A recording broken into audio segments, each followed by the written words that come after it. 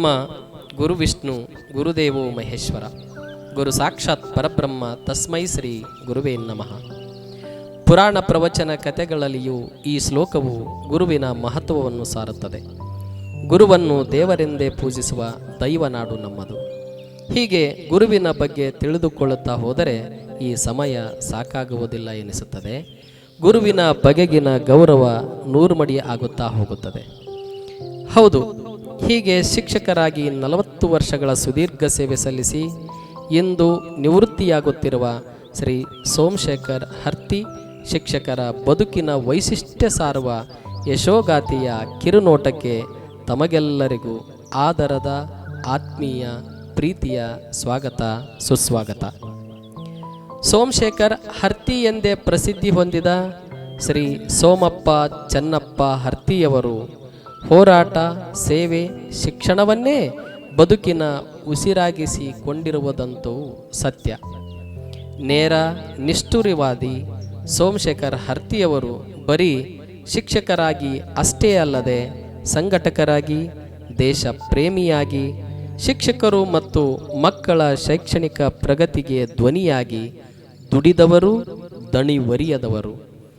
ನಾಡು, ನುಡಿ, ನೆಲ, ಜಲ ಮತ್ತು ಭಾಷಾ ಪ್ರಿಯರಾಗಿ ಮತ್ತು ಮಕ್ಕಳ ನೆಚ್ಚಿನ ಶಿಕ್ಷಕರಾಗಿ, ಸಹೋದ್ಯೋಗಿ ಶಿಕ್ಷಕರ ಸದಾ ರಕ್ಷಕರಾಗಿ, ಪ್ರಾಣಿ ಪಕ್ಷಿ ಪ್ರಿಯರಾಗಿಯೂ ತಮ್ಮ ಜೀವನ ಶೈಲಿಯಲ್ಲಿ ವೈಶಿಷ್ಟ್ಯತೆಯನ್ನು ಮೈಗೂಡಿಸಿಕೊಂಡಿದ್ದಾರೆ. ಸೋಮಶೇಖರ್ ಹರ್ತಿಯವರು ಮೂಲತಃ ಗದಗ ಜಿಲ್ಲೆಯ ಮುಂಡರಗಿ ತಾಲೂಕಿನ ಪೇಟಾಲೂರಿನ ಕೃಷಿ ಕುಟುಂಬದಲ್ಲಿ ದಿನಾಂಕ 1/6/1965 ತಂದೆ ಚನ್ನಪ್ಪ ಮತ್ತು ತಾಯಿ ಪಾರ್ವತಮ್ಮ ಇವರ ಮಗನಾಗಿ ಜನಿಸಿದರು. ಒಟ್ಟು 7 ಜನ ಮಕ್ಕಳಲ್ಲಿ ಇವರು ಎರಡನೆಯವರು. ಪೇಟಾಲೂರಿನ ಹರ್ತಿ ಕುಟುಂಬ ಎಂದರೆ ಅದರದ್ದೇ ಆದ ಇತಿಹಾಸ ಹಿನ್ನೆಲೆ ಇರುವ ಅವಿಭಕ್ತ ಕುಟುಂಬ. ಬ್ರಿಟಿಷ್ ಕಾಲದಲ್ಲೇ ಇವರ ಮನೆತನದಲ್ಲಿ ಶಿಕ್ಷಕಿಯಾಗಿ ಸೇವೆ ಸಲ್ಲಿಸುತ್ತಿದ್ದ ಕೀರ್ತಿ ಈ ಮನೆತನಕ್ಕೆ ಸಲ್ಲುತ್ತದೆ. ಸೋಮಶೇಖರ್ ಹರ್ತಿಯವರ ಮನೆತನವು ಎರೆನಾಡಿನ ದೊರೆಗಳು ಎನ್ನುವಂತೆ ಕೃಷಿ ಕಾಯಕ ಬದುಕಿನಲ್ಲೇ ಬದುಕು ರೂಪಿಸಿಕೊಂಡವರು. ಇವರ ಪ್ರಾಥಮಿಕ ಶಿಕ್ಷಣವು ಹುಟ್ಟೂರಾದ ಪೇಟಾಲೂರಿನ ಸರ್ಕಾರಿ ಹಿರಿಯ ಪ್ರಾಥಮಿಕ ಶಾಲೆಯಲ್ಲಿ 1ರಿಂದ 7ನೇ ತರಗತಿವರೆಗೆ ವಿದ್ಯಾಭ್ಯಾಸ ಮಾಡಿದರು. ನಮ್ಮ ಶಾಲೆಗೆ 1ನೇ ತರಗತಿಗೆ ದಾಖಲಾಗಿ 7ನೇ ತರಗತಿವರೆಗೂ ಆ ದಿನಗಳಲ್ಲೇ ತಂದೆ ಹಾಗೂ ಅವರ ಸಹೋದರರ ಕೃಷಿ ಕಾರ್ಯದಲ್ಲಿ ಭಾಗಿಯಾಗುತ್ತಿದ್ದರು. ಬಾಲ್ಯದಿಂದಲೂ ಓದಿನ ಜೊತೆಗೆ ಕೃಷಿ ಕಾಯಕ ಚಟುವಟಿಕೆಗಳಲ್ಲಿ ಭಾಗಿಯಾಗುತ್ತಿದ್ದರು. 8ನೇ ತರಗತಿಯನ್ನು ಡಂಬಳದ ಸರ್ಕಾರಿ ಹಿರಿಯ ಪ್ರಾಥಮಿಕ ಶಾಲೆ ಹಾಗೂ 9ನೇ ಮತ್ತು 10ನೇ ತರಗತಿಯನ್ನು ಲಕ್ಕುಂಡಿಯಲ್ಲಿ ವಿದ್ಯಾಭ್ಯಾಸ ಮಾಡಿದರು. 10ನೇ ತರಗತಿಯ ನಂತರ ನೇರವಾಗಿ TCH ವಿದ್ಯಾಭ್ಯಾಸ ಮಾಡಿ ಶಿಕ್ಷಕ ವೃತ್ತಿಯನ್ನು ಆಯ್ದುಕೊಂಡರು. ನಂತರ ವೃತ್ತಿಯಲ್ಲಿ ಇರುವಾಗಲೇ ಬಾಹ್ಯವಾಗಿ BA, MA ಮತ್ತು B.Ed ಪದವಿಯನ್ನು ಪಡೆದು ಯುವಕರಿಗೆ ಸ್ಫೂರ್ತಿಯಾದರು. ಇವರು ಅತಿ ಹೆಚ್ಚು ಬಾಲ್ಯದ ದಿನಗಳನ್ನು ಮತ್ತು ಶೈಕ್ಷಣಿಕ ದಿನಗಳನ್ನು ಗದಗ ಜಿಲ್ಲೆಯ ಸೊರಟೂರಿನಲ್ಲಿ ಅಜ್ಜಿ ಫಕೀರಮ್ಮ ಹಾಗೂ ಸೋದರ ಮಾವ ಹನುಮಂತಪ್ಪ ಗೋಡೆ ಅವರ ಮನೆಯಲ್ಲಿಯೇ ಕಳೆದರು. ಹೆತ್ತವರ ಆಸೆಯಂತೆ ಸೋಮಶೇಖರ್ ಹರ್ತಿಯವರು ದಿನಾಂಕ 5/11/1985 ರಾಯಚೂರು ಜಿಲ್ಲೆಯ ಮಾನ್ವಿ ತಾಲೂಕಿನ ದೋತರಬಂಡಿ ಸರ್ಕಾರಿ ಕಿರಿಯ ಪ್ರಾಥಮಿಕ ಶಾಲೆಗೆ ನೇಮಕವಾಗಿ ತಮ್ಮ ಶಿಕ್ಷಕ ವೃತ್ತಿಯನ್ನು ಆರಂಭಿಸಿದರು. ಅಲ್ಲಿ ಸುಮಾರು 4 ವರ್ಷಗಳ ಕಾಲ ಸೇವೆ ಸಲ್ಲಿಸಿ ವರ್ಗಾವಣೆಗೊಂಡು 1989ರಿಂದ 1994ರವರೆಗೆ ಕೊಪ್ಪಳ ಜಿಲ್ಲೆಯ ಆಗಿನ ಯಲಬುರ್ಗಾ ತಾಲೂಕು, ಈಗಿನ ಕುಕನೂರು ತಾಲೂಕಿನ ವಟಪರ್ವಿಯಲ್ಲಿ ವೃತ್ತಿ ಜೀವನವನ್ನು ಪ್ರಾರಂಭಿಸಿದರು. ವಟಪರ್ವಿ ಶಿಕ್ಷಕರಾಗಿ ವರ್ಗಾವಣೆಗೊಂಡಾಗ ಆ ಊರಿನಲ್ಲೇ ಒಂದು ಶಾಲಾ ಕಟ್ಟಡ ಕೂಡ ಇರಲಿಲ್ಲ. ಊರ ಹನುಮಪ್ಪನ ಗುಡಿಯಲ್ಲೇ ಪಾಠ ಬೋಧನೆ ಮಾಡಿ ಮಕ್ಕಳ ಬದುಕು ರೂಪಿಸಿದ ಗುರು ಇವರು.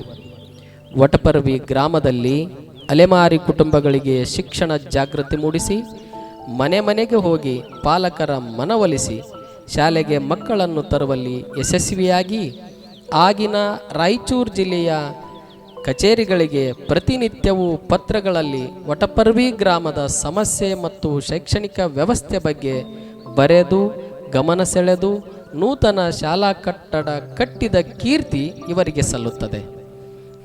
ಇಂದು ವಟಪರ್ವಿ ಗ್ರಾಮದಲ್ಲಿ ಶೈಕ್ಷಣಿಕ ಕ್ರಾಂತಿಯ ಕಿಡಿ ಹೊತ್ತಿದೆ ಎಂದರೆ ಅದು ಇವರಿಂದಲೇ ಎನ್ನುತ್ತಾರೆ ಗ್ರಾಮಸ್ಥರು. ಹೀಗೆ ವೃತ್ತಿಪರ ಜೀವನದಲ್ಲಿ ಆ ಗ್ರಾಮದ ಹಿರಿಯರ ಪ್ರೀತಿ ವಿಶ್ವಾಸದೊಂದಿಗೆ ಶಾಲಾ ಅಭಿವೃದ್ಧಿಗೆ ದುಡಿದು ದಣಿಯದ ಅಕ್ಷರ ಪ್ರೇಮಿ ಹರ್ತಿ ಸರ್. 1995ರಲ್ಲಿ ಶಾಸಕರ ಮಾದರಿ ಶಾಲೆ ಯಲಬುರ್ಗಾಕ್ಕೆ ವರ್ಗಾವಣೆಗೊಂಡು ಮಕ್ಕಳ ಉಜ್ವಲ ಭವಿಷ್ಯ ರೂಪಿಸುವಲ್ಲಿ ಪ್ರಮುಖ ಪಾತ್ರ ವಹಿಸಿದರು.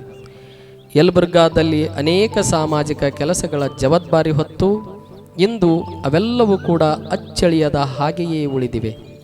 ಹರ್ತಿಯವರ ಕಾರ್ಯದಕ್ಷತೆ ಮತ್ತು ಕರ್ತವ್ಯ ನಿಷ್ಠೆಯನ್ನು ಗಮನಿಸಿ 1997ರಲ್ಲಿ CRPಯಾಗಿ ಕುದುರೆಮೋತಿ ಮಂಗಳೂರಿಗೆ ನೇಮಕಗೊಂಡರು. ಈ ಸಮಯದಲ್ಲಿ ಕೂಡ ಸಾಕಷ್ಟು ಶಾಲಾಭಿವೃದ್ಧಿ ಕೆಲಸಗಳಿಗೆ ಮಕ್ಕಳ ಶೈಕ್ಷಣಿಕ ಪ್ರಗತಿಗೆ ಹಲವಾರು ಯೋಜನೆಯನ್ನು ರೂಪಿಸಿ ಶಿಕ್ಷಕರಿಗೆ ಶಕ್ತಿಯಾದರು. ನಂತರ 2003ರಲ್ಲಿ ಮತ್ತೆ ಶಿಕ್ಷಕರಾಗಿ ಕುದುರೆಕೊಟಗಿಯಲ್ಲಿ ವೃತ್ತಿ ಜೀವನ ಮುಂದುವರಿಸಿದರು. ನಂತರ ಮತ್ತೆ ಯಲಬುರ್ಗಾದ CRPಯಾಗಿ ಕಾರ್ಯನಿರ್ವಹಿಸಿ ಶಿಕ್ಷಣ ಕ್ಷೇತ್ರದ ಪ್ರಗತಿಗೆ ಶ್ರಮಿಸಿದ ಶ್ರಮಜೀವಿ ಸೋಮಶೇಖರ್ ಹರ್ತಿ. 2006ರಲ್ಲಿ ಕುದುರೆಮೋತಿ ಮಂಗಳೂರು ಪ್ರೌಢಶಾಲೆಗೆ ಬಡ್ತಿ ಹೊಂದಿದ ಇವರು ಸಮಾಜ ವಿಜ್ಞಾನ ವಿಷಯ ಬೋಧಕರಾಗಿ ಮಕ್ಕಳ ಫಲಿತಾಂಶ ಪ್ರಗತಿಗೆ ಸೂತ್ರಗಳ ಮೂಲಕ ಸಮಾಜ ವಿಜ್ಞಾನ ಈ ವಿಷಯವನ್ನು ಮಕ್ಕಳಿಗೆ ಸುಲಭಗೊಳಿಸಿದ ಮಕ್ಕಳ ನೆಚ್ಚಿನ ಶಿಕ್ಷಕರು ಇವರು. 2010ರಲ್ಲಿ ಕೊಪ್ಪಳದ BEO ಕಚೇರಿಯಲ್ಲಿ ಶಿಕ್ಷಣ ಸಂಯೋಜಕರಾಗಿ ನೇಮಕಗೊಂಡು ಕರ್ತವ್ಯ ನಿರ್ವಹಿಸಿ ಜಿಲ್ಲಾ ಮಟ್ಟದಲ್ಲಿ ಶೈಕ್ಷಣಿಕ ಸಮಾವೇಶವನ್ನು ಕೈಗೊಂಡು ಕಾರ್ಯಾಗಾರಗಳನ್ನು ಹಮ್ಮಿಕೊಂಡು ಶೈಕ್ಷಣಿಕವಾಗಿ ಶಿಕ್ಷಕರಿಗೆ ಪ್ರೋತ್ಸಾಹ ಜೊತೆಗೆ ಶಿಕ್ಷಣದ ವಲಯದಲ್ಲಿ ಕ್ರಾಂತಿಯನ್ನೇ ಸೃಷ್ಟಿಸಿದರು. 2014ರಲ್ಲಿ ಭಾಗ್ಯನಗರದ ಸರ್ಕಾರಿ ಪ್ರೌಢಶಾಲೆಗೆ ಮತ್ತೆ ಶಿಕ್ಷಕರಾಗಿ ಸೇವೆ ಆರಂಭಿಸಿದರು. 2021ರಿಂದ ಪ್ರಸ್ತುತ 31/5/2025ರವರೆಗೆ ಸರ್ಕಾರಿ ಪ್ರೌಢಶಾಲೆ ಬಾನಾಪುರದಲ್ಲಿ ಸೇವೆ ಸಲ್ಲಿಸಿ ವಯೋನಿವೃತ್ತಿಯಾಗುತ್ತಿದ್ದಾರೆ. ಸೋಮಶೇಖರ್ ಹರ್ತಿ ಎಂದರೆ ಶಿಕ್ಷಕರ ಧ್ವನಿ, ಶಿಸ್ತಿನ ಸಿಪಾಯಿ ಎಂದೇ ಚಿರಪರಿಚಿತರು. ವೃತ್ತಿ ಜೀವನದ ಕಾರ್ಯಾಧ್ಯಕ್ಷತೆಯ ಜೊತೆಗೆ ಅನೇಕ ಸಂಘಟನೆ ಮತ್ತು ಸಾಮಾಜಿಕ ಕಾರ್ಯಗಳನ್ನು ಮಾಡಿದ ಖ್ಯಾತಿ ಇವರದ್ದು. ಪ್ರಸ್ತುತ ಕರ್ನಾಟಕ ರಾಜ್ಯ ಪ್ರೌಢಶಾಲಾ ಸಹ ಶಿಕ್ಷಕರ ಸಂಘದ ಜಿಲ್ಲಾಧ್ಯಕ್ಷರಾಗಿ ಸೇವೆ ಸಲ್ಲಿಸುತ್ತಿದ್ದಾರೆ. ಸೋಮಶೇಖರ್ ಹರ್ತಿಯವರು ದಕ್ಷ ಸಂಘಟಕ ಮತ್ತು ಸಮಾಜಜೀವಿ. ಸದಾಕಾಲವೂ ಶಿಕ್ಷಕರ ಶಿಕ್ಷಣಕ್ಕೆ ಚಿಂತನೆ ಮತ್ತು ಶಿಕ್ಷಕ ಸಮುದಾಯದ ಅಭಿವೃದ್ಧಿ ಮತ್ತು ಮಕ್ಕಳ ಪ್ರಗತಿಪರ ಯೋಜನೆಗಳೊಂದಿಗೇ ಜಿಲ್ಲೆಯಲ್ಲಿ ಗುರುತಿಸಿಕೊಂಡಿದ್ದಾರೆ. ಭಾರತ ಸೇವಾದಳದ ಜಿಲ್ಲಾ ಪ್ರಧಾನ ಕಾರ್ಯದರ್ಶಿಯಾಗಿ ಆಯ್ಕೆಗೊಂಡು ಜಿಲ್ಲೆಯ ಪ್ರತಿ ಶಾಲೆಯಲ್ಲೂ ಮಕ್ಕಳಿಗೆ ವಿದ್ಯಾಭ್ಯಾಸದ ಜೊತೆಗೆ ಶಿಸ್ತು, ರಾಷ್ಟ್ರಭಕ್ತಿ ಮೂಡಿಸಲು ರಾಷ್ಟ್ರೀಯ ಸೇವಾದಳ ಸಂಘಟನೆಯನ್ನು ವಿಸ್ತರಿಸಿ ಅದರ ಮೂಲಕ ಮಕ್ಕಳ ಬದುಕಿಗೆ ಸ್ಫೂರ್ತಿಯಾದವರು ಶ್ರೀ ಹರ್ತಿ ಗುರುಗಳು. ಭಾರತ ಸೇವಾದಳ ಸಂಘಟನೆಯಲ್ಲಿ ಅನೇಕ ಜಿಲ್ಲಾ ಮತ್ತು ರಾಜ್ಯ ಮಟ್ಟದ ತರಬೇತಿ ಪಡೆದು ಉತ್ತಮ ಶಾಖಾ ನಾಯಕ ಪ್ರಶಸ್ತಿಯ ಗರಿಯನ್ನು ಕೂಡ ಮುಡಿಗೇರಿಸಿಕೊಂಡಿದ್ದಾರೆ. ನೆಲಮೂಲ ಸಂಸ್ಕೃತಿಯ ಉಳಿವಿಗಾಗಿ ಅನೇಕ ಸಾಮಾಜಿಕ ಕಾರ್ಯಗಳನ್ನು ಮಾಡಿದ್ದು ಇವರ ಸಂಘಟನಾ ಚಾಣಾಕ್ಷತೆಗೆ ಹಿಡಿದ ಕನ್ನಡಿಯಾಗಿದೆ. ಸೋಮಶೇಖರ್ ಹರ್ತಿಯವರು ಸಾಹಿತ್ಯ ಆಸಕ್ತರಾಗಿದ್ದ ಕಾರಣಕ್ಕಾಗಿ ಯಲಬುರ್ಗಾ ತಾಲೂಕು ಕನ್ನಡ ಸಾಹಿತ್ಯ ಪರಿಷತ್ತಿನ ಅಧ್ಯಕ್ಷರಾಗಿ ಶಾಲಾ ಕಾಲೇಜಿಗೊಂದು ಕಾರ್ಯಕ್ರಮ ಶಿಕ್ಷಣ ಪ್ರಭೆ ಎನ್ನುವ ವಿಶೇಷ ಸಂಚಿಕೆಯನ್ನು ಪ್ರಕಟಿಸಿ ಯುವ ಸಾಹಿತಿಗಳನ್ನು ಬೆಳೆಸಿದ ಸಹೃದಯಿ ಸೋಮಶೇಖರ್ ಹರ್ತಿ ಗುರುಗಳು. ಆ ದಿನಗಳಲ್ಲೇ ತಾಲೂಕಿನಾದ್ಯಂತ ಸಂಚರಿಸಿ ಸಾಹಿತ್ಯ ಆಸಕ್ತರು ಕನ್ನಡ ಭಾಷಾ ಪ್ರೇಮಿಗಳನ್ನು ಒಗ್ಗೂಡಿಸಿ ಅತಿ ಹೆಚ್ಚು ಕನ್ನಡ ಸಾಹಿತ್ಯ ಪರಿಷತ್ ಅಜೀವ ಸದಸ್ಯತ್ವ ಮಾಡಿ ಸಂಘಟನೆ ಬಲ ತುಂಬಿ ಕನ್ನಡ ತಾಯಿಯ ಕೈಂಕರ್ಯ ಮಾಡಿದರು. ಜಿಲ್ಲಾ ವಿಜ್ಞಾನ ಭವನ ನಿರ್ಮಾಣ ಕಾಮಗಾರಿಗೆ ಒತ್ತಾಯಿಸಿ ಆಗಿನ ವಿಧಾನ ಪರಿಷತ್ ಸದಸ್ಯರಾದ ಶ್ರೀ ಅಮರನಾಥ್ ಪಾಟೀಲ್ ಅವರಿಂದ ಅನುದಾನ ಬಿಡುಗಡೆಗೊಳಿಸಿದರು. ಇಂದು ಜಿಲ್ಲೆಯಲ್ಲಿ ಮಕ್ಕಳಿಗೆ ವಿಜ್ಞಾನ ವಿಷಯ ಕೌತುಕಗಳನ್ನು ತಿಳಿಯಲು ಸಹಕಾರಿಯಾಗಿದೆ. ಯಲಬುರ್ಗಾದಲ್ಲಿ ಸೇವೆಯಲ್ಲಿದ್ದಾಗ ನೌಕರರ ಬಳಗದ ಜೀವ ಭದ್ರತೆಗಾಗಿ ಅಗಣಿತ ಕಾರ್ಯಗಳನ್ನು ಮಾಡಿರುವುದನ್ನು ಅಲ್ಲಿಯ ಶಿಕ್ಷಕ ಸಮುದಾಯ ಈಗಲೂ ಸ್ಮರಿಸುತ್ತಿದ್ದಾರೆ.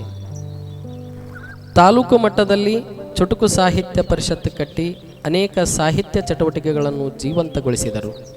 ಕ್ರೀಡೆ, ಸಾಂಸ್ಕೃತಿಕ ಕಾರ್ಯಕ್ರಮಗಳು, ಮಕ್ಕಳ ಬೌದ್ಧಿಕ ಗುಣಮಟ್ಟ ವೃದ್ಧಿಸಲು ರಾಜ್ಯ ಮಟ್ಟದ ಸಮ್ಮೇಳನಗಳನ್ನು ಆಯೋಜಿಸಿ ರಾಜ್ಯದ ಗಮನ ಸೆಳೆದ ಉತ್ತಮ ಶಿಕ್ಷಕ. ಶಿಕ್ಷಣ ಕ್ಷೇತ್ರದ ಪ್ರಗತಿಗೆ ಸಾಕಷ್ಟು ದಣಿದವರು, ದುಡಿದವರು. SSLC ಮಕ್ಕಳ ಫಲಿತಾಂಶ ಸುಧಾರಣೆಗಾಗಿ ವಿಷಯ ಸಂಪನ್ಮೂಲ ವ್ಯಕ್ತಿಗಳ ತಂಡದೊಂದಿಗೆ ಜಿಲ್ಲೆಯಾದ್ಯಂತ ಸಂಚರಿಸಿ ಮಕ್ಕಳಿಗೆ ಪರೀಕ್ಷಾ ಭಯ ಓಡಿಸಲು ಪಣತೊಟ್ಟ ಶಿಕ್ಷಕರು.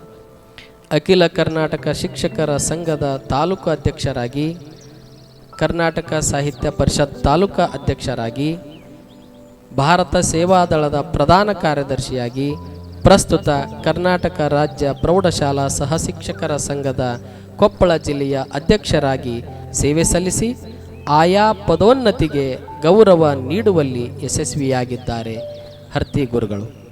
ಅಷ್ಟೇ ಅಲ್ಲದೆ ಸದಾಕಾಲವೂ ಸಮಾಜದ ಚಿಂತನೆ, ಮಕ್ಕಳ ಶೈಕ್ಷಣಿಕ ಶೈಲಿ, ಶಾಲಾ ಅಭಿವೃದ್ಧಿ, ಶಿಕ್ಷಕರ ನೋವು ನಲಿವುಗಳಲ್ಲಿ ಭಾಗಿಯಾಗುವ ಸ್ನೇಹಜೀವಿ ಸಮಾಜದ ಚಿಂತಕರು ಇವರು.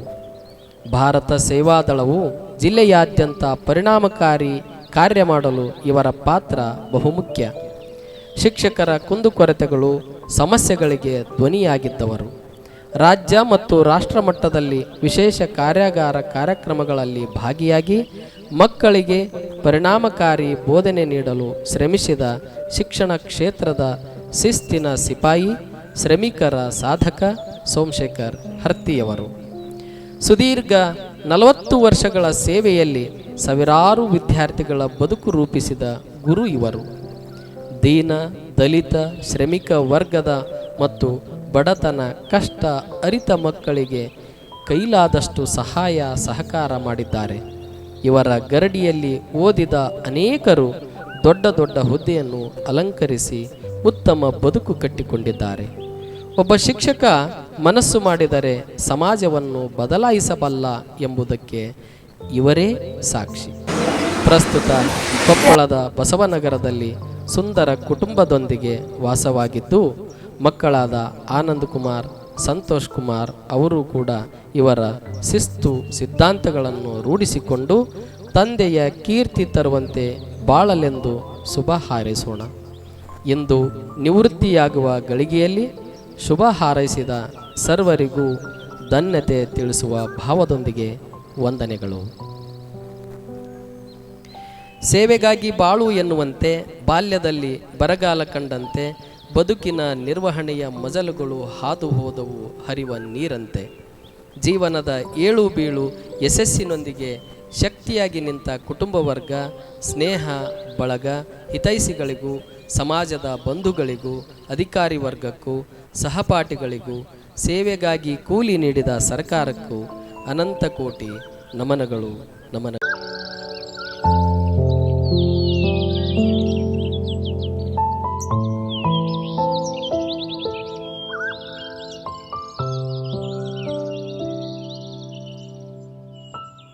ಹರ್ತಿ ಸರ್ ಅವರ ಎರಡನೇ ಮಗ.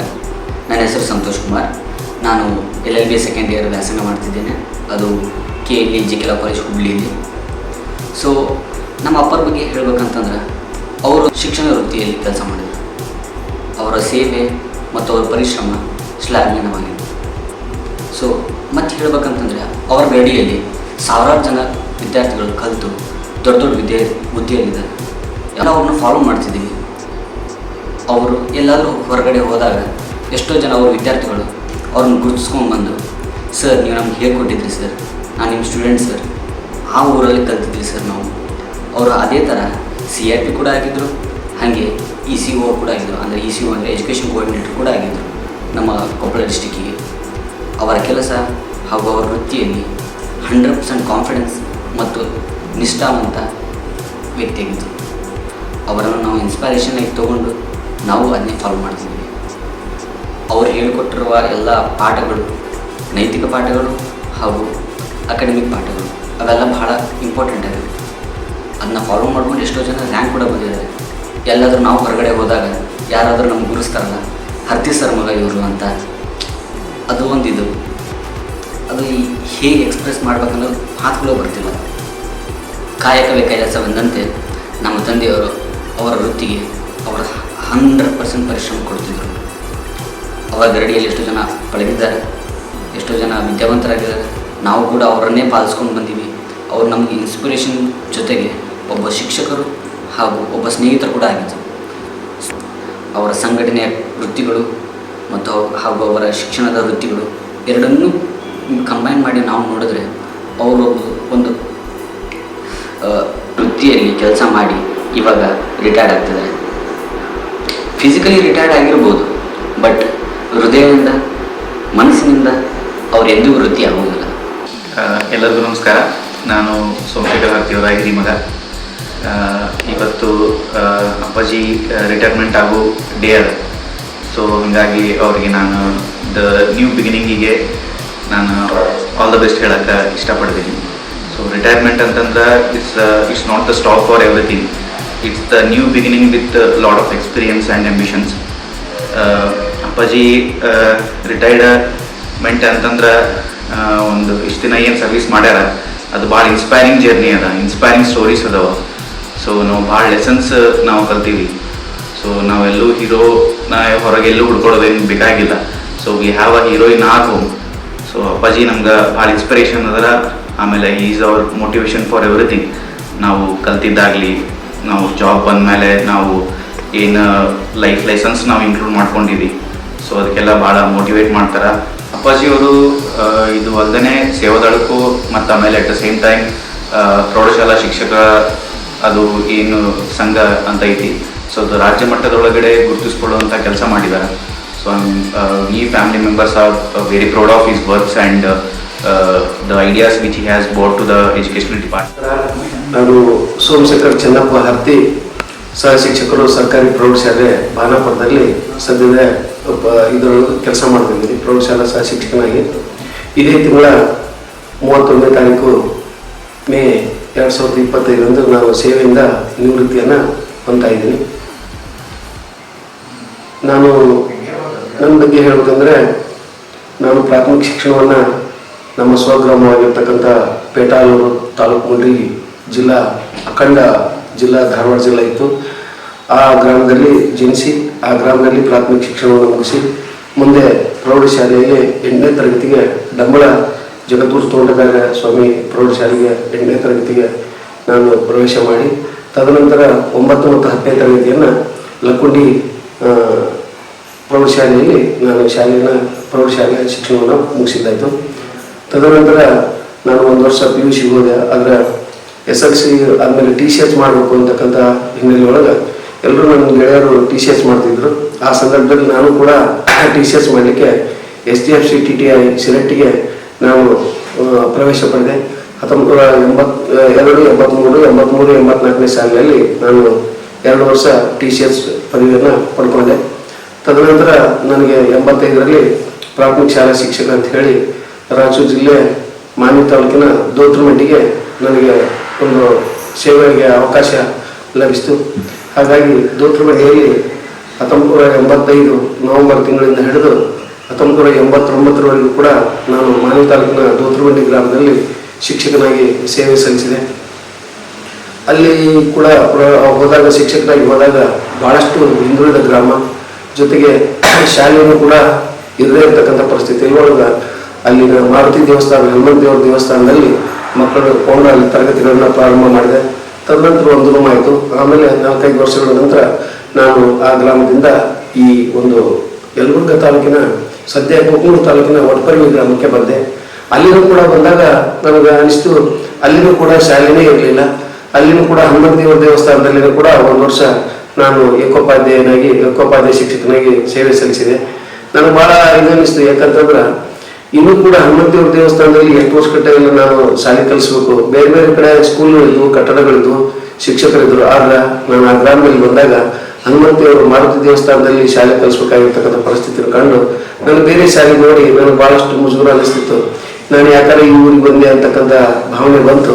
ಆದರೂ ಕೂಡ ಗಟ್ಟಿ ಮನಸ್ಸು ಮಾಡಿ, ಇಲ್ಲ, ನಾನಿರ್ತಕ್ಕಂಥ ಸ್ಥಳವನ್ನು ಉತ್ತುಂಗಕ್ಕೆ ಒಯ್ಯಬೇಕು, ಅದನ್ನ ಉನ್ನತೀಕರಿಸಿ ಅದೇ ದೊಡ್ಡ ಶಾಲೆ ಮಾಡ್ಕೋಬೇಕು ಅಂತಕ್ಕಂಥ ನಿರ್ಧಾರವನ್ನು ಪಡ್ಕೊಂಡು ಆ ಗ್ರಾಮದ ಎಲ್ಲ ಜನರ ಸಹಕಾರ ಪಡ್ಕೊಂಡು ನಾನು ಆ ಶಾಲೆಯನ್ನು ಪ್ರಾರಂಭ ಆದಮೇಲೆ ಅಲ್ಲಿ 1ರಿಂದ 4ನೇ ತರಗತಿವರೆಗೆ ಶಾಲೆಯನ್ನು ಪ್ರಾರಂಭಗೊಳಿಸಿಕೊಂಡು ತದನಂತರ ಆ ಗ್ರಾಮದ ಜನರ ವಿಶ್ವಾಸ ಗಳಿಸಿಕೊಂಡು ಮುಂದೆ 5ನೇ ತರಗತಿಯನ್ನು, ಆಗಿನ ಸಂದರ್ಭದಲ್ಲಿ 5ನೇ ತರಗತಿ ಇರಲಿಲ್ಲ. 5ನೇ ತರಗತಿಯಲ್ಲಿ ಬೆಂಗಳೂರಿಂದ ಪರ್ಮಿಷನ್ ತಗೋಬೇಕಾಗಿತ್ತು. ಬೆಂಗಳೂರಿಂದ ಮಾನ್ಯ ಕ್ಷೇತ್ರ ಶಿಕ್ಷಣಾಧಿಕಾರಿಗಳ, ಆವಾಗಿನ ಕಾಲದಲ್ಲಿ ಕ್ಷೇತ್ರ ಶಿಕ್ಷಣಾಧಿಕಾರಿಗಳು ಇರಲಿಲ್ಲ, ಶಿಕ್ಷಣಾಧಿಕಾರಿ ಬರೀ ಸಹಾಯ ಇವರಿದ್ರು, ಈಗಿನ ತರ ಕ್ಷೇತ್ರ ಶಿಕ್ಷಣಾಧಿಕಾರಿಗಳು ಇರಲಿಲ್ಲ. ಹಾಗಾಗಿ BO ಅವ್ರನ್ನ ಸಹಕಾರ ಪಡ್ಕೊಂಡು ಅವಾಗಿನ ಸಂದರ್ಭದಲ್ಲಿ ಬೆಂಗಳೂರಿಂದ 5ನೇ ತರಗತಿ ಪ್ರಾರಂಭ ಮಾಡಿದೆ. ತದನಂತರ 6ನೇ ತರಗತಿ ಪ್ರಾರಂಭ ಮಾಡಿದೆ. ಅಲ್ಲಿ ಜನರು ಅವ್ರಿಗೆ ಎಜುಕೇಶನ್ ಇರಲಿಲ್ಲ.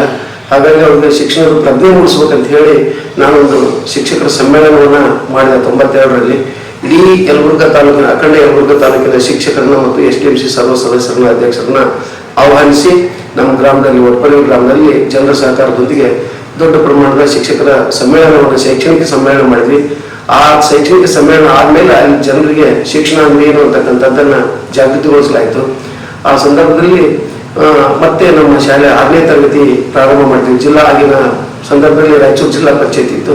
ಜಿಲ್ಲಾ ಪಂಚಾಯತಿಯಿಂದ 6ನೇ ತರಗತಿಯ ಒಂದು ಪರ್ಮಿಷನ್ ಅನ್ನು ಪಡ್ಕೊಂಡು 6ನೇ ತರಗತಿಯನ್ನ ಅಲ್ಲಿ ಪ್ರಾರಂಭ ಮಾಡಿದ್ವಿ. ಅಲ್ಲಿ ಜನರ ಸಹಕಾರ ಬಹಳಷ್ಟು ಇತ್ತು.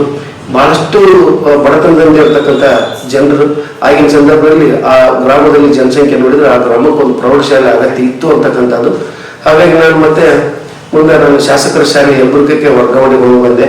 ಯಲಬುರ್ಗಾ ಶಾಸಕರ ಶಾಲೆಗೆ ಬಂದಾದ್ಮೇಲೆ ಈ ಒಂದು ಭಾರತ್ ಸೇವಾದಳ ಅಂತಕ್ಕಂಥ ಒಂದು ತರಬೇತಿಯನ್ನು ಪಡ್ಕೊಂಡು ಬಂದು ಮಕ್ಕಳಿಗೆ ದೇಶ ಪ್ರೇಮದ ಬಗ್ಗೆ ಅಥವಾ ರಾಷ್ಟ್ರಪ್ರೇಮ, ರಾಷ್ಟ್ರಧ್ವಜ, ನೀತಿ ಸಂಹಿತೆ ಮತ್ತು ನೈತಿಕ ಶಿಕ್ಷಣ, ಮೌಲ್ಯ ಶಿಕ್ಷಣವನ್ನು ನೀಡುವುದರ ಜೊತೆಗೆ ವಿದ್ಯಾರ್ಥಿಗಳನ್ನು ಒಟ್ಟಾರೆ ದೇಶ ಪ್ರೇಮಿಗಳನ್ನಾಗಿ ಮಾಡಬೇಕಂತಕ್ಕಂಥ ಆ ಉಜ್ವಲವಾಗಿರ್ತಕ್ಕಂಥ ಗಾಂಧೀಜಿಯವರ ಪೂಜ್ಯ ಮಹಾತ್ಮ ಗಾಂಧೀಜಿಯವರ ತತ್ವ ಆದರ್ಶಗಳ ಒಂದು ತಳಹದಿ ಮೇಲೆ ಸ್ಥಾಪನೆ ಆಗಿರ್ತಕ್ಕಂಥ ಭಾರತ್ ಸೇವಾದಳ 1923ರಲ್ಲಿ ಹಿಂದೂಸ್ತಾನಿ ಸೇವಾದಳ ಅಂತೇಳಿ ಡಾಕ್ಟರ್ ನಾಸು ಹಳ್ಳಿಕರ್ ಅವರ ನೇತೃತ್ವದಲ್ಲಿ ಪೂಜ್ಯ ಮಹಾತ್ಮ ಗಾಂಧೀಜಿಯವರ ಒಂದು ಅಧ್ಯಕ್ಷತೆಯಲ್ಲಿ ಪ್ರಾರಂಭಗೊಂಡಂಥ ಆ ಸೇವಾದಳ ಸಂಸ್ಥೆ ಮುಂದೆ 1950ರಲ್ಲಿ ಡಾಕ್ಟರ್ ನಾಸು ಹಳ್ಳಿಕರ್ ಅವರ ಒಂದು ಉಪಸ್ಥಿತಿಯಲ್ಲಿ ಕರ್ನಾಟಕದಲ್ಲಿ ಭಾರತ್ ಸೇವಾದಳ ಅಂತೇಳಿ ಮರುನಾಮಕರಣಗೊಂಡು ಎಲ್ಲ ಶಾಲಾ ಕಾಲೇಜುಗಳಲ್ಲಿ ಮಕ್ಕಳಿಗೆ ಈ ರಾಷ್ಟ್ರಪ್ರೇಮ, ನೈತಿಕ ಶಿಕ್ಷಣ ಕೊಡ್ತಕ್ಕಂಥ, ದೈಹಿಕ ಶಿಕ್ಷಣ, ಯೋಗ, ಉತ್ತಮವಾಗಿರ್ತಕ್ಕಂಥ ಶಿಕ್ಷಣ ಕೊಡ್ತಕ್ಕಂಥ ಆ ಒಂದು ಸಂಸ್ಥೆಯ ತರಬೇತಿಯನ್ನು ತೆಗೆದುಕೊಂಡು ನಾನು ಕೂಡ ಭಾರತ್ ಸೇವಾದಳ ಶಾಖಾ ನಾಯಕನಾಗಿ, ಯಲಬುರ್ಗಾ ತಾಲೂಕಾ ಅಧಿನಾಯಕನಾಗಿ ಹಲವಾರು ರಾಷ್ಟ್ರೀಯ ಭಾವೈಕ್ಯತಾ ಮಕ್ಕಳ ಮೇಳಗಳನ್ನು ಮಾಡುವುದರ ಜೊತೆಗೆ ಒಂದು ಶಾಸಕರ ಶಾಲೆಯಲ್ಲಿ ಕೂಡ ನಾನು ಒಂದು 3-4 ವರ್ಷ ಸೇವೆಯನ್ನು ಸಲ್ಲಿಸಿದೆ. ಆ ಸಂದರ್ಭದಲ್ಲಿ ವಿದ್ಯಾರ್ಥಿಗಳನ್ನ ಬೇರೆ ಬೇರೆ ಜಿಲ್ಲೆಗಳಿಗೆ ಕರ್ಕೊಂಡು ಹೋಗಿ ಆ ಒಂದು ರಾಷ್ಟ್ರೀಯ ಭಾವೈಕ್ಯತಾ ಮಕ್ಕಳ ಮೇಳಗಳಲ್ಲಿ ಕೂಡ ಪಾಲ್ಗೊಳ್ತಿದ್ದೆ. ತದನಂತರ ನಾನು ಮುಂದೆ 1997ರಲ್ಲಿ ನಾನು CRP ಆಗಿ ಮಂಗಳೂರು ಒಂದು ಸಮೂಹ ಸಂಪನ್ಮೂಲ ಕೇಂದ್ರಕ್ಕೆ ನೇಮಕ ಮಾಡಿದ್ರು.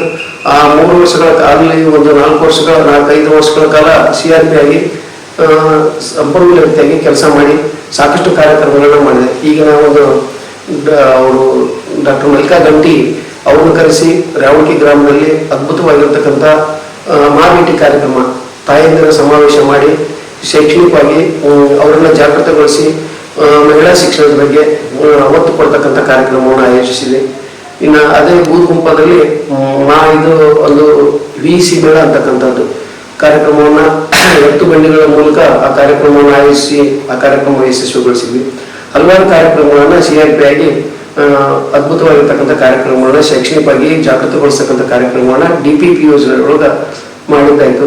ತದನಂತರ ನನಗೆ ಆಗಲೇ ಒಟ್ಪಲ್ಲಿ ಗ್ರಾಮದಲ್ಲಿ ಮಾಡಿರ್ತಕ್ಕಂಥ ಸೇವೆಯನ್ನು ಗುರುತಿಸಿ ಆಗಿನ ಸಂದರ್ಭದಲ್ಲಿ ಕರುಂಡಿಯಲ್ಲಿ ಒಂದು ಶೈಕ್ಷಣಿಕ ಸಮ್ಮೇಳನ ಇತ್ತು. ಅಲ್ಲಿಯೂ ಕೂಡ ತಾಲೂಕು ಉತ್ತಮ ಶಿಕ್ಷಕ ಅಂತ ಹೇಳಿ ನನಗೆ ಅವಾರ್ಡನ್ನು ಕೊಟ್ಟರು. ಅದಾದ ನಂತರ ಮತ್ತೆ ನಾನು ಪುನಃ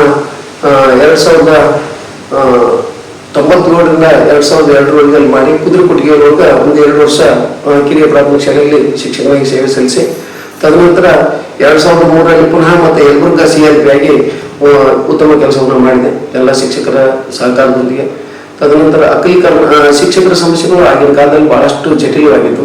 ಶಿಕ್ಷಕರ ಸಮಸ್ಯೆಗಳನ್ನ ಹೋಗಲಾಡಿಸ್ಬೇಕು, ಹೋರಾಟ ಮಾಡಿ ಅವುಗಳನ್ನು ಈಡೇರಿಸಬೇಕಂತಕ್ಕಂಥ ನಿಟ್ಟಿನಲ್ಲಿ ಅಖಿಲ ಕರ್ನಾಟಕ ಶಿಕ್ಷಕ ಸಂಘ ಅಂತ ಹೇಳಿ ನಾನು ಬಾಗಲಕೋಟೆಗೆ ತರಬೇತಿ ತೆಗೆದುಕೊಂಡು ಬಂದು ಯಲಬುರ್ಗಾ ಅಖಂಡ ಒಂದು ಕೊಪ್ಪಳ ಜಿಲ್ಲೆಯಲ್ಲಿ ಅಖಿಲ ಕರ್ನಾಟಕ ಶಿಕ್ಷಕರ ಸಂಘ ಅಂತ ಹೇಳಿ ಸ್ಥಾಪನೆ ಮಾಡಿ ಅದರಲ್ಲಿ ಪದಾಧಿಕಾರಿಯಾಗಿ All India Primary Teachers Federation ಜೊತೆಗೆ ಸಂಲಗ್ನಗೊಂಡಿರ್ತಕ್ಕಂಥ ಅಖಿಲ ಕರ್ನಾಟಕ ಶಿಕ್ಷಕರ ಸಂಘದಲ್ಲಿ ಪದಾಧಿಕಾರಿಯಾಗಿ ಹಲವಾರು ಹೋರಾಟಗಳನ್ನ ಡಾಕ್ಟರ್ KS ಶರ್ಮಾ ಅವರು ಹುಬ್ಬಳ್ಳಿಯಲ್ಲಿರ್ತಕ್ಕಂಥವ್ರು ದಿನಗೂಲಿ ನೌಕರರ ಮಹಾ ಪೋಷಕರು ಕೂಡ ಹೌದು.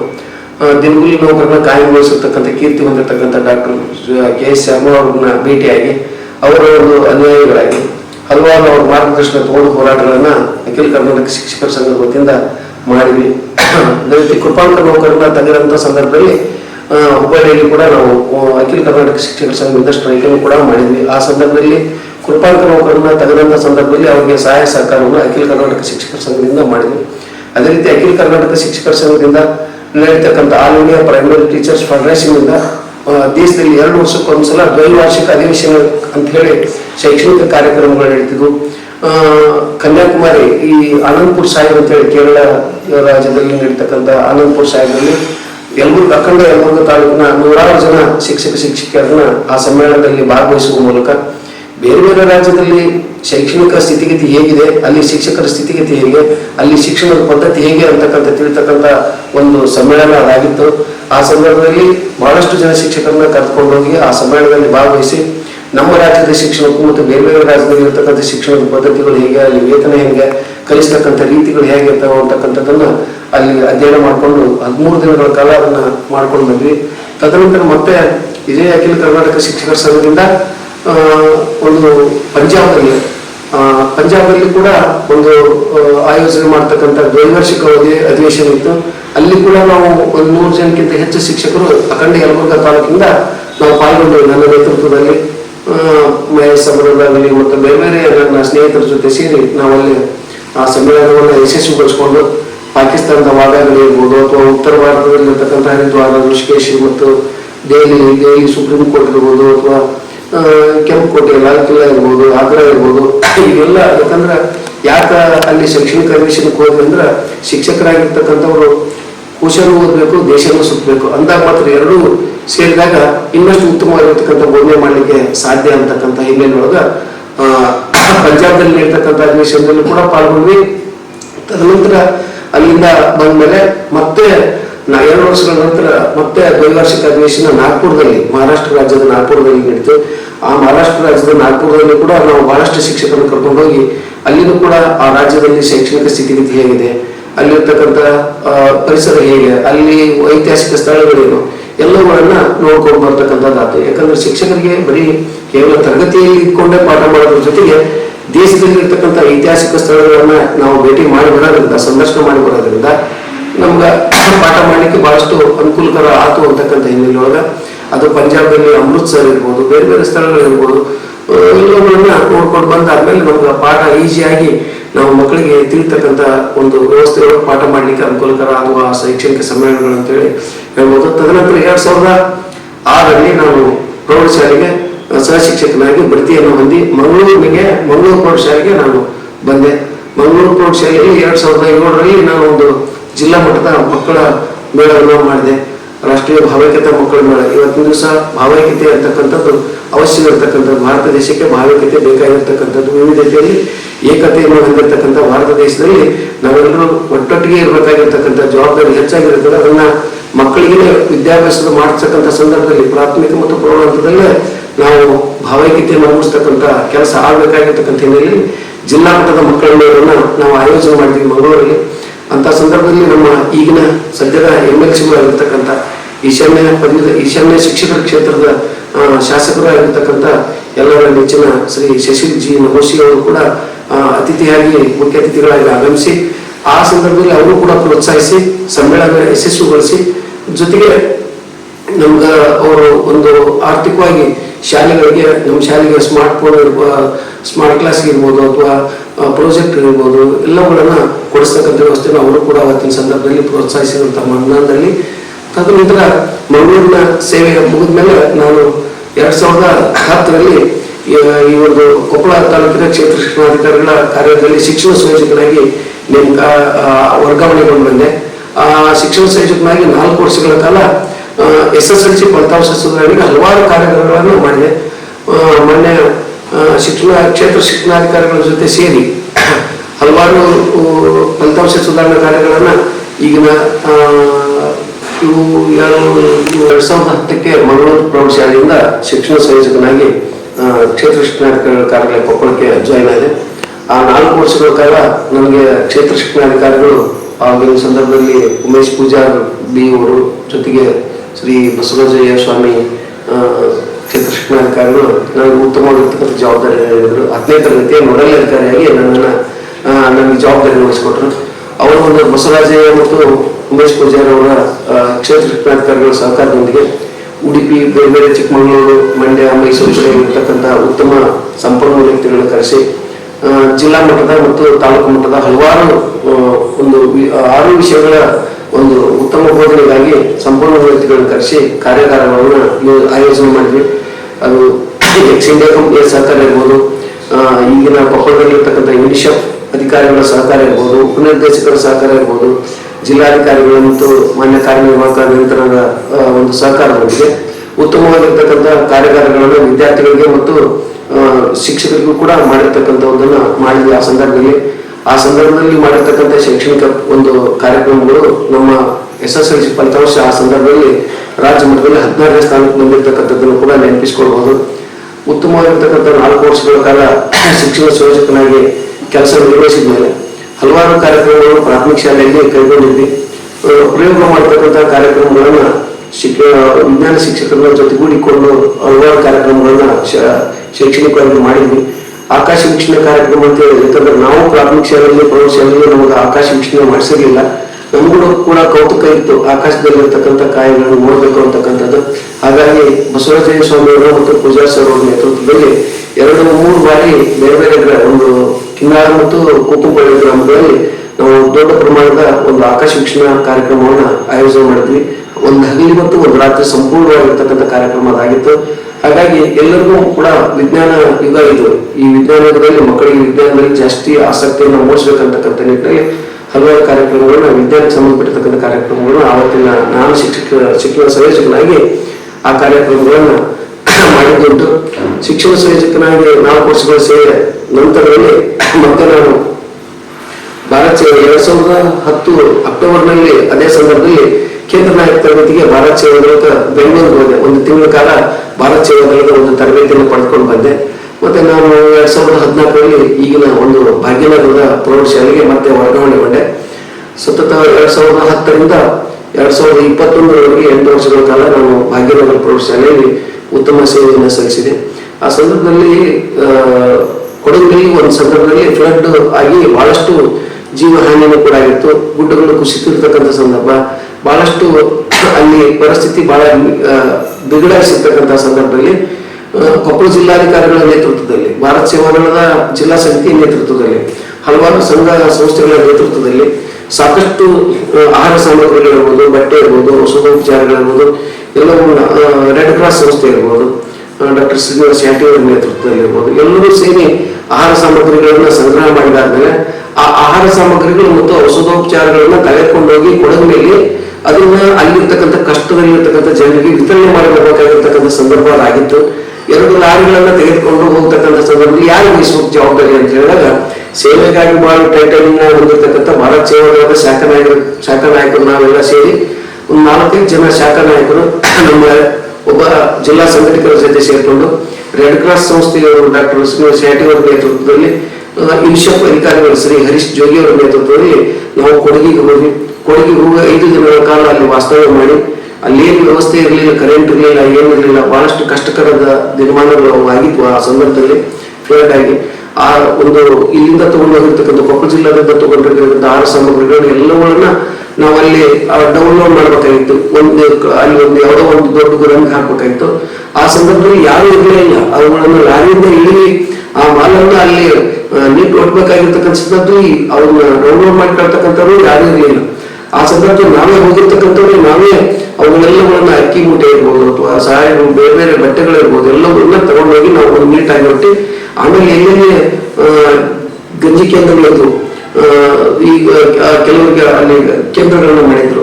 ಆ ಗಂಜಿ ಕೇಂದ್ರಗಳಿಗೆ ಹೋಗಿ ಅವ್ರಿಗೆ ಏನೇನು ಬೇಕೋ ಅವನ್ನೆಲ್ಲ ಕೊಟ್ಟು ಅವ್ರನ್ನ ಸಂರಕ್ಷಣೆ ಮಾಡಿ 5 ದಿನಗಳ ಕಾಲ ಅಲ್ಲಿ ಸೇವೆಯನ್ನು ಸಲ್ಲಿಸಿ ಕೊಡಗಿನಲ್ಲಿ ಬಂದು ಹೋಗಮ್ಮ ಹೇಳಿದ್ರು. ಅಲ್ಲಿ ಹಾಕ್ಬೇಕಿದೆ, ಅಲ್ಲಿ ಎಲ್ಲ ಬಹಳಷ್ಟು ಗುಡ್ಡಗಳು ಕುಶಕತೆಗಳು, ಬಹಳಷ್ಟು ಮಳೆ ಹೆಚ್ಚಾಗೈತಿ, ಪರಿಸ್ಥಿತಿ ಅಲ್ಲಿ ಬಹಳ ಬೆಂಗಳೈಸೈತಿ, ಅಲ್ಲಿ ಹಾಕ್ಬೇಕಿರಂದ್ರೆ ಇಲ್ಲ, ನಾವು ಸೇವೆಗಳವರು ನಾವು ಸೇವೆಗಾಗಿ ಬಾಳ ಅಂತಕ್ಕಂಥ ಟೈಪ್ನಲ್ಲಿ ಇರ್ತಕ್ಕಂಥವ್ರು, ನಾವು ಗಾಂಧೀಜಿ ತತ್ವದಲ್ಲಿ ನಾವು ಸರ್ಕಾರವನ್ನ ಮಾಡ್ತಕ್ಕಂಥ ಕೆಲಸದಲ್ಲಿ ತೊಡಗಿರ್ತಕ್ಕಂಥವ್ರು, ನಾವು ಹೋಗ್ತೀವಿ ಅಂತೇಳಿ ನಾವು ಅವತ್ತಿನ ದಿವಸ ಹೋಗಿ ಯಶಸ್ವಿಯಾಗಿ ಆ ಕಾರ್ಯವನ್ನು ಮುಗಿಸ್ಕೊಂಡು ಬಂದ್ವಿ.